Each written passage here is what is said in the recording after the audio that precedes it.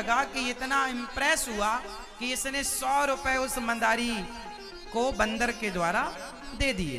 अब बंदर 100 रुपए लेकर मंदारी को दिया और मंदारी बंदर दोनों वहां से चले गए। जब वो चले गए तो ये लड़का होश में आया, इसे याद आया कि मैं बाजार क्यों आया।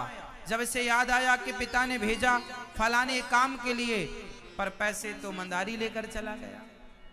अब ये जब तक दुकान गया, दुकानें बंद हो गई, और दुकानें बंद हुई तो वापस घर चला गया। और जब घर गया, पिता ने कहा बेटा ले आए? नहीं पिताजी, फल लेने गए थे पर दुकान बंद हो गई। अरे तू तो टाइम से गया था, चल एक काम कर, चल फल नहीं मिले, दुकान बंद होगी, चल पैसे वापस कर। अब पैसे भी नहीं है वापस करने को और फल भी नहीं लाया। ये छोटी सी कहानी समझ में आई? अब इसका तात्पर्य समझाते हैं। अब इसका देखो कितना गहरा अर्थ निकलेगा, अभी समझना। एक पिता ने बेटे को 100 रुपए देकर बाजार भेजा। इसका मतलब है कि एक पिता है भगवान और 100 रुपए देकर बाजार भेजा, मतलब आपको हमको 100 साल की उम्र देकर। कितने साल की उम्र? 100 साल की, किसी को 80 साल की, किसी को 70 साल की उम्र देकर बाजार, संसार एक बाजार है। संसार क्या है? बोलो, बाजार है। तो संसार में भगवान ने हमें 100 रुपए देकर भेजा, 100 साल की उम्र देकर भेजी कि जाओ अच्छे अच्छे फल लेकर आओ, मतलब अच्छे अच्छे कर्मों के फल लाना, अच्छे कर्म करना और अच्छे अच्छे कर्मों के जोर से अच्छे अच्छे कर्मों के फल लेने आए हो यहाँ पर। ये तुम्हारा उद्देश्य है, अच्छे कर्म करो, अच्छे कर्मों का फल। पर बेटा बाजार जब आया तो वो मंदारी के खेल में उलझ गया। ये मंदारी का खेल क्या है? ये जो आपकी गृहस्थी है, यही तो मंदारी का खेल है। कभी पत्नी नचाती है तुम्हें बंदर बनाकर, कभी तुम पत्नी को नचाते हो बंदरिया बनाकर। तो वो भी नाच रही है, तुम भी नाच रही हो, तुम उसके इशारों पर नाच रहे हो, वो तुम्हारे इशारे पर नाच रही है। और सवेरे से शाम तक आप क्या कहते हैं? हम सवेरे से शाम तक नाच रहे हैं। सारी जिंदगी इसी नाच में चली गई। पत्नी के लिए नाचता रहा, पति के लिए नाचती रही, बच्चों के लिए नाचता रहा, और इसी नाच में आपके 100 रुपए खर्च हो गए। मतलब 100 साल की उम्र या 50 साल की उम्र या 80 साल की उम्र कहाँ खर्च हो गई? केवल बेटा और बेटी में, परिवार के भरण पोषण में हो गई खत्म। जब से आपने होश संभाला है तब से जिम्मेदारियां पूरी कर रहे हो आप लोग।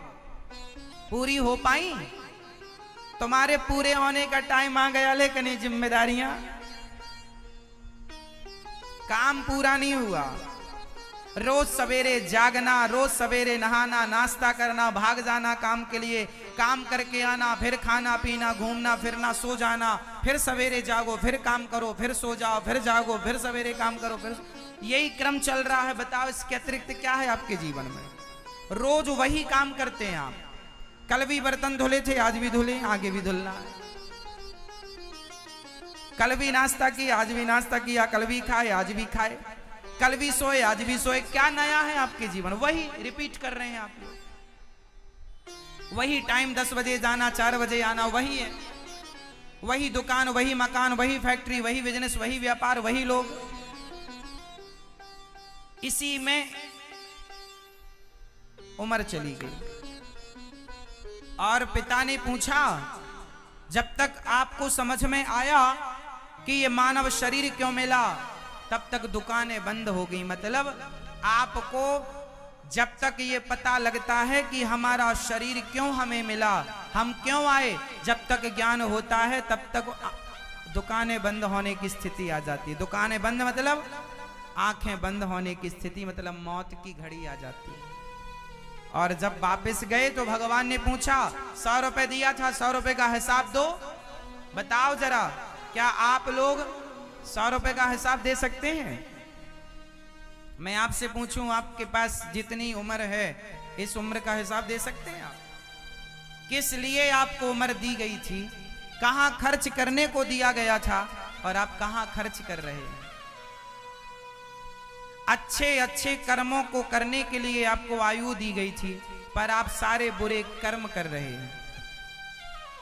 शराब पीने को आपको मानव शरीर नहीं दिया गया, झूठ छल कपट करने के लिए आपको मानव शरीर नहीं दिया गया, अच्छे कर्म करने के लिए, श्रेष्ठ कर्म, सत्य के राह पर चलो, श्रेष्ठ कर्म करने के। लेकिन पूरा हो गया टाइम। जब जाओगे और वो परमात्मा पूछेगा चलो हिसाब दो, हिसाब दे पाओगे? सिर झुकाए खड़े रहोगे, फिर कहेंगे जाओ, यही 84 का चक्कर चल रहा है, जन्म लो मर जाओ, जन्म लो मर जाओ, जन्म लो मर जाओ।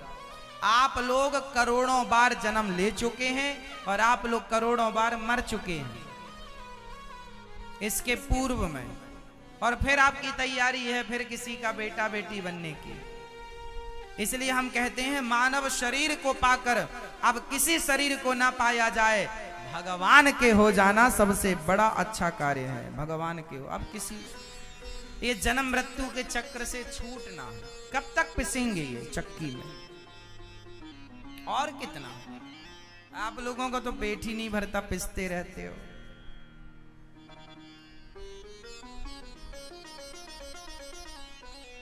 हमें तो भगवान से कहना है कि हे प्रभु बस अपने चरणों में लगाओ, अपने निज धाम में बुलाओ, और जहां आप भेजो अपना बनाकर भेजो। हम ये नहीं कहते कि हम अगले जन्म में नहीं आएंगे, हम अगले जन्म में आए भी तो हे प्रभु हमारा मन कहीं ना लगे, केवल आपके श्री चरणों में मन लगा रहे, बस हम ये कहना चाहते हैं।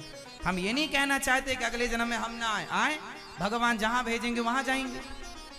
जे ही योनि जन्म हूं कर्म बसता राम पद अनुराग हूं, जिस योनि में जाएं जाएं, पर प्रभु हम आपको, हे नाथ मैं आपको कभी भूलूं नहीं। बोलो हे नाथ मैं आपको कभी भूलूं नहीं।